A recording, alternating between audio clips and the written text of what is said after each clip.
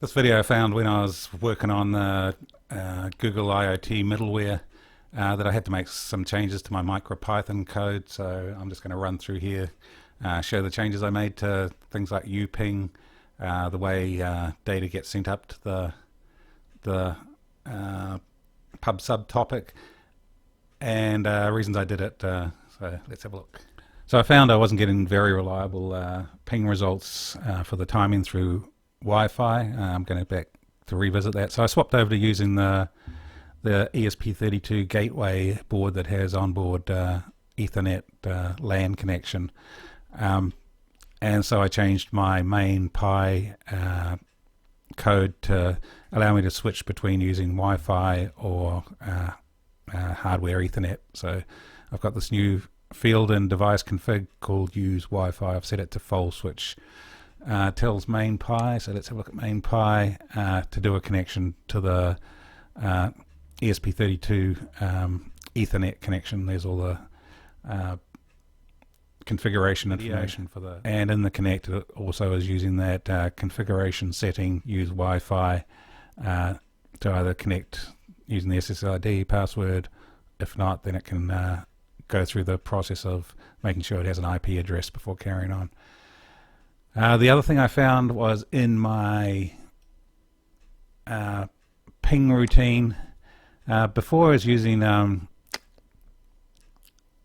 of a polling mechanism. It'd send the packet and uping would get into a loop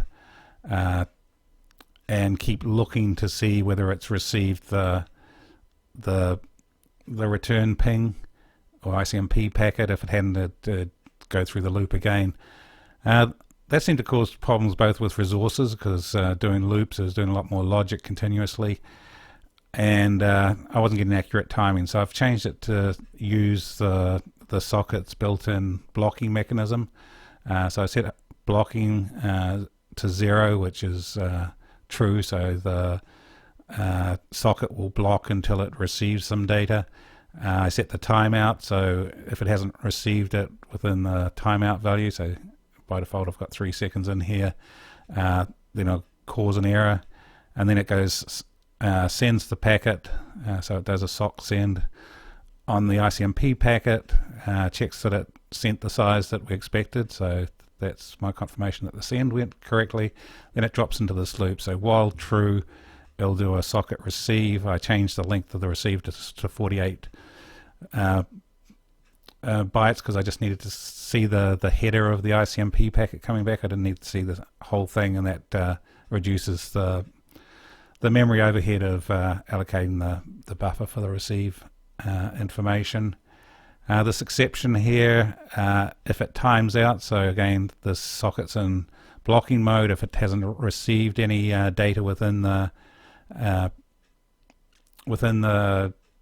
timeout value, then it's going to raise an exception, drop out of the loop here, and actually if it drops out of the loop, TLAPS will be -1 still, so it'll drop out to say that the ping was unsuccessful.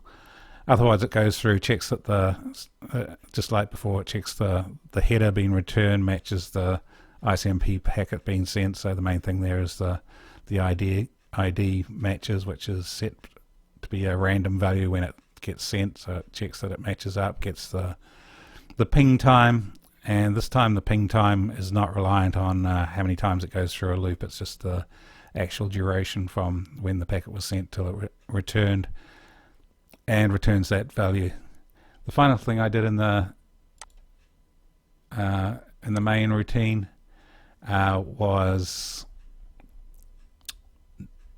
down here in the where it's actually running the set of probes.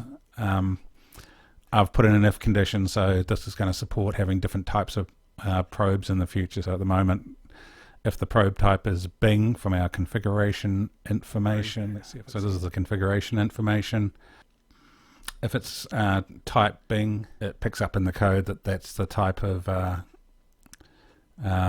probe being performed and goes through the Bing routine.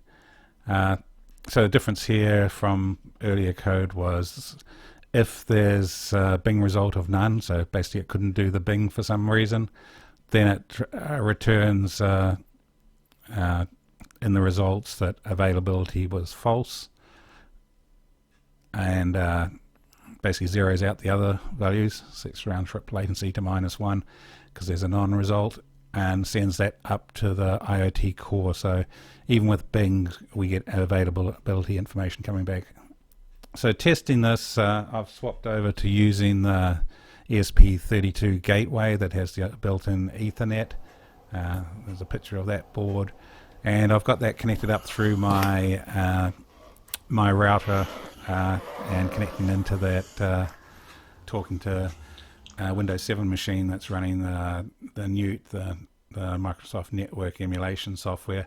So I can set different bandwidths and latencies to emulate and check that I'm getting the right results back from that. So that's on address 192.168.1.129. So again, you see in my configuration that's one of the addresses being pinged. Okay, I'm going to test using different bandwidth emulation settings, see what results I get. So connecting through the LAN this time, getting the Java Web Token, and I've set up for testing the loop time to 30 seconds to make it go a bit faster. Okay, so there's my probe out to the emulator, 29 bits per second, close to 500 kilobits per second, round trip latency 20 milliseconds. So that's pretty much exactly right. I also got another probe going out to our DARs at the same time. I'm going to change the emulator settings. So let's let it do one more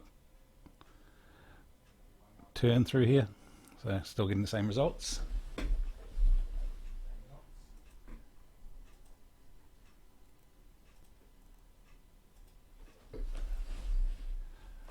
So I'll change the emulator to be 1000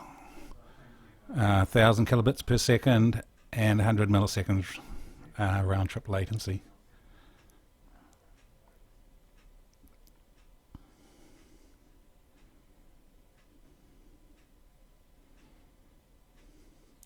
And this time we got pretty close to the 1000 kilobits per second and the 100 milliseconds round trip latency. Let's just do one more of these, but this is generally why I changed that uping routine. I was getting much more repeatable results this way.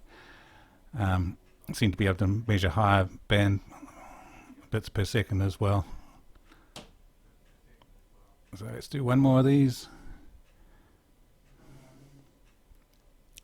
Okay, and I'll change my emulator so it actually rejects all the packets.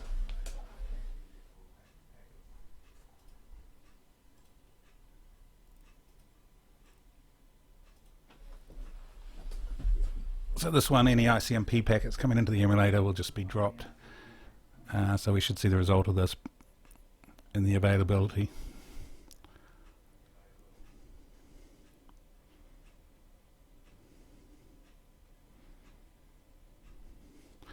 Okay, so this time we see available as false. Comes back response times -1, round trip latency -1, so it indicates that time we couldn't successfully Bing the emulation.